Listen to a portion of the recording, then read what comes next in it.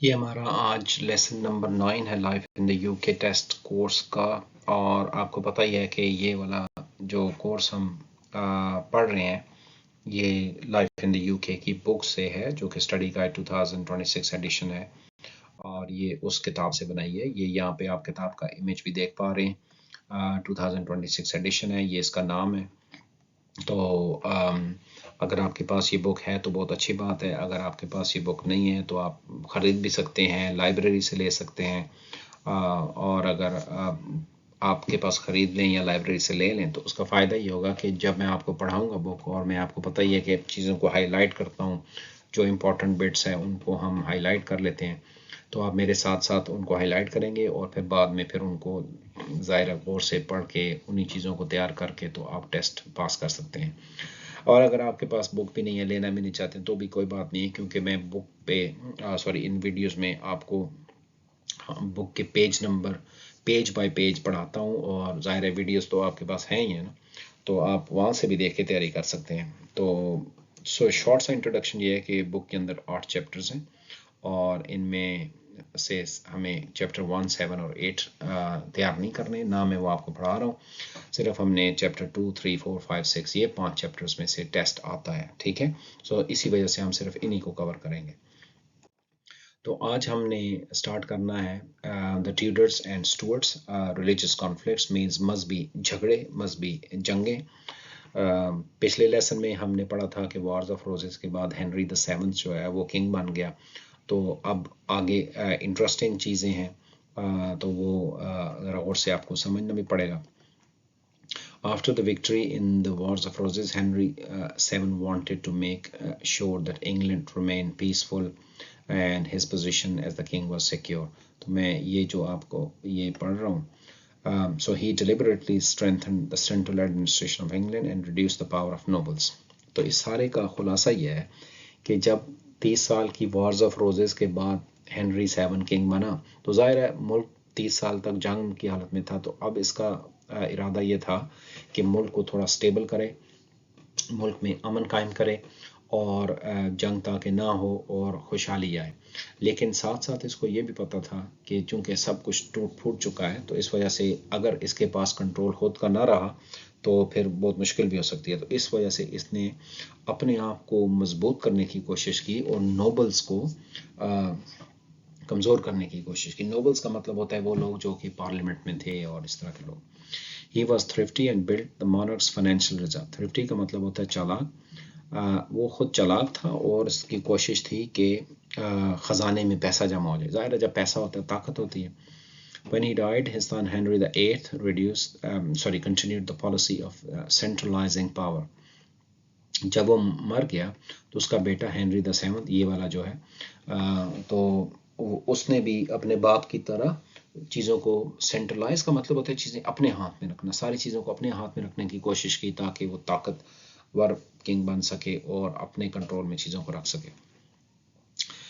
Okay, Henry VIII was most famous for breaking away from the Church of Rome and marrying 6 times. Henry 8 کی جو 2 باتیں ہیں جن کی وجہ سے بہت مشہور ہے، جانا جاتا ہے، وہ یہ ہے کہ چرچ آف روم کے ساتھ اس نے اپنا تعلق توڑ لیا اور 6 دفعہ شادی کی۔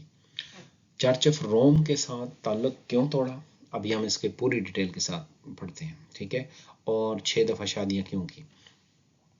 اس سے پہلے یہ تھا کہ انگلینڈ میں ہر جگہ صرف اور صرف ایک ہی چرچ تھا جس کو چرچ آف روم کہتے ہیں یا کیتھولک چرچ ہے۔ تو پھر اب ہم اگلے پیج پہ چلتے ہیں۔ ابھی یہ جو بٹ ہے، یہ جس کو میں ابھی ہائی لائٹ کر رہا ہوں، یہ اس کی 6 بیویوں کے بارے میں ڈیٹیلز ہے، کیا کون سے، لیکن ہمارے کنٹینیوٹی جو پچھلے پیج سے ہے وہ یہاں سے ہے، ٹھیک ہے۔ اس کو پڑھ کے پھر ہم اس کی بیویوں کے بارے میں بات کریں گے۔ To divorce his first wife, Henry needed the approval of the Pope. Actually ہوا یوں کہ اس کو اپنی پہلے بیگم کو، بیوی کو ڈیورس کرنی تھی، طلاق دینی تھی، کیونکہ اس کو بیٹا چاہیے تھا تاکہ وہ اس کے بعد کنگ بن سکے۔ ان زمانوں میں عورتوں کو کوئین بنانے کا رواج نہیں تھا، اس وجہ سے اس کو بیٹا چاہیے تھا۔ سو وین دا پوپ، اور پھر جب اس نے پوپ سے کہا کہ میں بیٹے کے لیے شادی کرنا چاہتا ہوں، تو پوپ نے کہا کہ نہیں، کیتھولک چرچ میں تو دوسری شادی ہو ہی نہیں سکتی۔ تو بس ایک دفعہ شادی ہو گئی، بس جو ایک عورت کے ساتھ آپ نے شادی کر لی وہی ساری زندگی آپ کی بیوی رہے گی، اچھی ہے بری ہے بس یہی آپ کی قسمت ہے. جب پوپ نے کہا کہ نہیں ہو سکتی تو اس نے کہا کہ جس کو کہتے ہیں تمہاری ایسی کی تیسی، اس نے کہا کہ میں چرچ سے ہی الگ ہو جاتا ہوں. تو pope refuse Henry establish the church of England. اس نے کہا کہ ہم اپنا چرچ بنا لیں گے، چرچ آف انگلینڈ بنا لیں گے. So in this new church, the king, not the pope, would have the power to appoint bishops and order people to worship. اس نے اس لیے چرچ انگلینڈ بنایا کیونکہ اس میں وہ خود ہی سب کو اپوائنٹ کرتا تھا.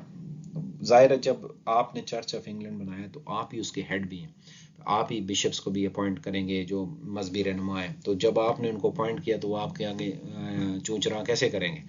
آپ نے ان کو کہا کہ میں نے چرچ بنایا ہے، تم میرے بشپ ہو، میں نے شادی کرنی ہے، چلو فتویٰ جاری کرو، تو وہ نہ نہیں کر سکتا کیونکہ وہ ظاہر ہے وہ کنگ کا ہی اپوائنٹڈ ہے.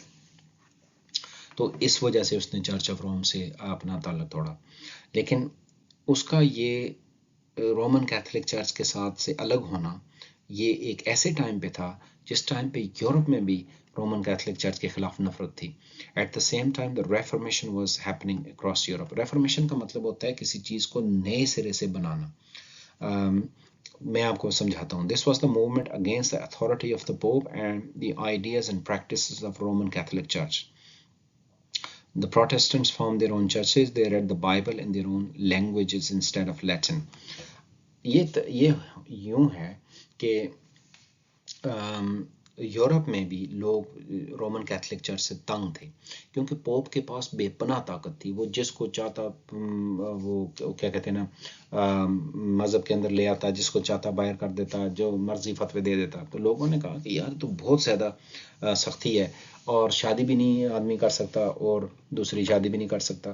تو اس وجہ سے اور پھر اوپر سے رومن کیتھولک چرچ کے اندر کرپشن آ گئی تھی، یعنی کہ لوگوں کے گناہ معاف کرنے کے چکروں میں وہ بہت سارے پیسے لیتے تھے اور کرپشن کرتے تھے. اس وجہ سے لوگ اس سے تنگ آ گئے تھے. انہوں نے اس چیز پر اعتراض کرنا شروع کیا، احتجاج کرنا شروع کیا اور کہا کہ نہیں یہ ایسا نہیں ہو سکتا. اسی لیے ان کو پروٹسٹنٹس کہتے ہیں. پھر انہوں نے کہا کہ جب ہم لینگویج یورپ میں اپنی اپنی لینگویجز بولتے ہیں تو ہم لیٹن میں کیوں بائبل کو پڑھیں. پھر انہوں نے بائبل بھی اپنی لینگویج میں پڑھنا شروع کر دی، ٹرانسلیٹ ہونا شروع کر دی. They did not pray to saints or to the shrines, and they believed that the person's own relationship with God was more important than submitting to authority of the church. اور انہوں نے یہ کہا کہ ہم پوپ کی یا پادریوں کی کیوں پوجا کریں، ان کی کیوں عبادت کریں، ہم اسٹریٹ اوے گاڈ کی کیوں نہ عبادت کریں، اور اللہ تعالیٰ سے یا گاڈ سے اپنا ریلیشن شپ جو ہے وہ مور امپورٹنٹ ہے دین چرچ یا پھر اس طرح کے. تو اس وجہ سے ان کو پروٹیسٹنٹس کہتے ہیں. Protestant ideas gradually gain strength. یہ جو میں ابھی آپ کو لائن انڈر لائن کر کے دے رہا ہوں یہ اس پورے پیج کے اوپر سب سے امپورٹنٹ چیز ہے. Protestant ideas gradually gained strength in England, Wales and Scotland during the 16th century. کبھی آپ کو یہ اسٹیٹمنٹ ایسی ہی لکھی ہوئی آئے گی اور پوچھا جائے گا کہ یہ ٹرو ہے یا فالس ہے، تو آپ نے ٹرو کرنا ہے. کبھی آپ کو سوال آئے گا کہ کون سی سینچری میں پروٹیسٹنٹ آئیڈیاز جو ہیں وہ انگلینڈ، اسکاٹ لینڈ اور ویلز میں پاپولر ہوئے، تو آپ نے 16 سینچری کا کہنا ہے. کبھی آپ کو یہ آئے گا کہ 16 سینچری میں پروٹیسٹنٹ آئیڈیاز کون سے 3 کنٹریز میں پاپولر ہو گئے، تو 4 کنٹریز کا نام آ جائے گا، تو آپ نے انگلینڈ، اسکاٹ لینڈ، ویلز کو چوز کر لینا ہے. In Ireland, however, attempts by the English to impose Protestantism alongside the English system led to the rebellion from the Irish chieftains and much brutal fighting followed. Okay, اب چونکہ England میں Henry at نے Protestant ideas کو implement کر دیا، church of England بنا دیا، تو چونکہ یہ آئرلینڈ پہ بھی اس کا راج تھا تو انہوں نے آئرلینڈ پہ بھی یہ نیا چرچ امپوز کرنے کی کوشش کی. تو وہاں پہ لوگ جو تھے وہ رومن چرچ کے ساتھ تھے، کیتھولک چرچ کے ساتھ تھے. تو انہوں نے شدید مخالفت کی اور اس طرح بہت خونی جنگیں ہوئیں. ٹھیک ہے، تو یہ ہم نے یہ پڑھا کہ ابھی ہمیں ریزن پتہ چل گئی ہے کہ یہ کیوں اس کے ساتھ سے وہ جو ہے وہ الگ ہوا. ٹھیک ہے، سو ابھی ہم اس کی وائفز کا پڑھتے ہیں. 6 wives of Henry VIII. Catherine of Aragon. Catherine was a Spanish princess. یہ آپ نے یاد رکھنا ہے. اس کی ایک بیوی اسپینش تھی, اس کی ایک بیوی جرمن تھی, اور باقی 4 بیویاں انگلش تھیں. ٹھیک ہے. She and Henry had a number of children but only one Mary survived. ان کے بچے تو کافی سارے ہوئے لیکن ایک میری ہی بچی. سو مطلب یہ ہے کہ یہ ان کی سب سے بڑی بیٹی ہو گئی. ٹھیک ہے. When Catherine was too old to give him another child, he decided to divorce her, hoping that another wife would give him a son to be his heir. جب کیتھرین بوڑھی ہو گئی اور اس کو ہنری کو ابھی اندازہ ہوا کہ اب اس سے اور بچہ پیدا نہیں ہو سکتا, تو اس نے سوچا کہ ایک اور شادی کر لیتا ہوں, اور اس سے پھر یہ ہے کہ ایک بیٹا پیدا ہونا چاہیے جو کہ اس کا ایئر بنے, اس کا جانشین بن سکے, اس کے بعد کنگ بن سکے. بیسکلی اس کو بیٹا چاہیے تھا, اس لیے اس نے ایک شادی کی. لیکن پھر جب اس کو پتہ چلا کہ اب تو وہ جس کو کہتے ہیں نا جھاکا کھل گیا, اور اب تو پوپ سے بار بار پوچھنا بھی نہیں ہے, تو پھر اس نے کرتے کرتے 6 شادیاں کر لیں. نیکسٹ این بولن تھی. این بولن واز انگلش, یہ انگلش تھی. She and Henry head one daughter Elizabeth.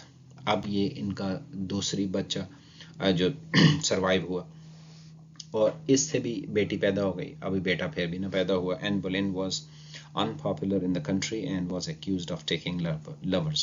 She was executed at the Tower of London. So N Boolean کا یہ تھا کہ وہ بہت خوبصورت تھے, اور اس کے بارے میں سکینڈلز بھی تھے کہ اس کے کنگ کے علاوہ بھی باقی مردوں کے ساتھ بھی تعلقات ہیں. تو کنگ کو جب پتہ چلا تو وہ شدید غصے میں آیا اور اس نے اس کو قتل کروا دیا. سو ایکسیکیوٹ کرا دیا. لیکن اب ہمیں پتہ ہے کہ کنگ کی ایک بیٹی میری جو بڑی ہے کیتھرین آف ایراگن سے, اور دوسری بیٹی ہے جو این بولین سے. اس کے بعد اس نے تیسری شادی کی Jain سیمور. Henry married Jane Seymour after Anne Boleyn's execution. She gave Henry the son he wanted, Edward. Jain سے اس کا بیٹا پیدا ہوا. ٹھیک ہے. اور اس کا نام ایڈورڈ رکھا گیا. لیکن جین جو ہے وہ خود بیٹے کی برتھ کے بعد اس کی ڈیتھ ہو گئی, اور اس طرح کنگ کو ایک اور بہانہ مل گیا ایک اور شادی کرنے کا. N of clues. N was a German princess. اب یہ جرمن تھی. Henry married for political reason but divorced Hare soon after. Henry نے اس کو پولیٹیکل ریزنس کی وجہ سے کیا, ہوتے ہیں نا سیاسی تعلقات تاکہ استوار ہو جائیں جرمنی والوں کے ساتھ, تو لیکن اس کو وہ خوبصورت نہیں لگی اور اس کو اس نے کر دیا, طلاق دے دی. اس کے بعد کیتھرین ہاورڈ جو تھی. Catherine Howard was a cousin of N Boolean. یہ اسی خاندان سے تھی, اور یہ بھی ابھی ہم ڈیٹیل میں جانا نہیں چاہتے, لیکن یہ بھی بہت خوبصورت تھی. این اور کیتھرین دونوں کزنس تھیں, بہت خوبصورت تھیں, بہت اچھی ڈانسرز تھیں. So Catherine Howard was cousin of Anne Boleyn. She was also accused of taking lovers and executed. اور دونوں کا انجام بھی ایک جیسا ہوا. اس کے بارے میں بھی تھا کہ یہ اس کے بھی لورز ہیں, اور پھر اس کو بھی ایگزیکیوٹ کر دیا گیا. اس کے بعد اس نے پھر شادی کی, اور اب کی بار اس نے کیتھرین پار سے شادی کی. کیتھرین پار was widow who married Henry late in life. She survived him after he married again but died soon after. So Catherine جو تھی وہ آخری بیوی تھی, اور اس کے ہوتے ہوئے ہنری مرا, اور کیتھرین اس کے بعد بھی زندہ رہی, اس نے شادی بھی کی. اب آپ کو یہ دیکھنا ہے کہ اس کی 3 بیویاں تھیں جو کیتھرین تھیں, 2 بیویاں تھیں جو این تھیں, اور صرف ایک بیوی تھی جس کا نام جین تھا, اور جس کا نام ایک جو اکیلی ہے, سنگل ہے, جس کے نام کا اور کوئی نہیں ہے, اسی سے اس کا بیٹا بھی پیدا ہوا. سو آپ کو کوشچن آ سکتا ہے کہ کنگ ایڈورڈ جو ہے وہ کون سی بیوی سے پیدا ہوا, تو جین سے ہوا. ٹھیک ہے. اب اس کی ایک بیوی جو ہے وہ اسپینش ہے, اور ایک بیوی جرمن ہے. ٹھیک ہے. تو یہ بھی آپ کو یاد رکھنا پڑے گا. ٹھیک ہے نا. سو اب ہمیں یہ پتا ہے کہ میری سب سے بڑی بیٹی ہے, اس کے بعد ایلزبتھ, اور سب سے چھوٹا جو ہے وہ ایڈورڈ ہے. آگے چلتے ہیں. During the reign of Henry VIII, Wales became formally united with England by the Act of Government of Wales. یہ بہت امپورٹنٹ, یہ بھی بیٹ ہے. ہنری ایٹ کے زمانے میں گورنمنٹ آف ویلز ایکٹ ایک آیا, اور اس کی وجہ سے ویلز کو باقاعدہ طور پر انگلینڈ کے ساتھ جوڑ دیا گیا.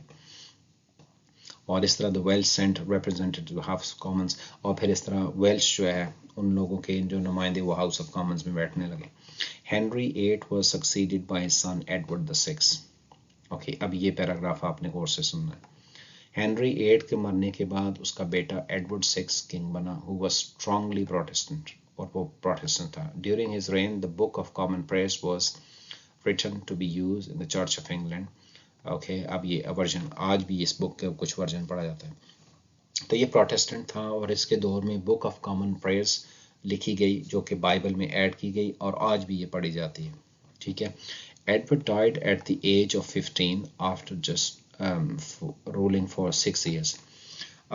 سو ایڈورڈ 15 سال کی عمر میں مر گیا. ان زمانوں میں ظاہر ہے بچوں کی اتنی سروائیول ریٹ اچھا نہیں تھا کیونکہ بیماریاں ہو جاتی تھیں، وبائیں پھیل جاتی تھیں.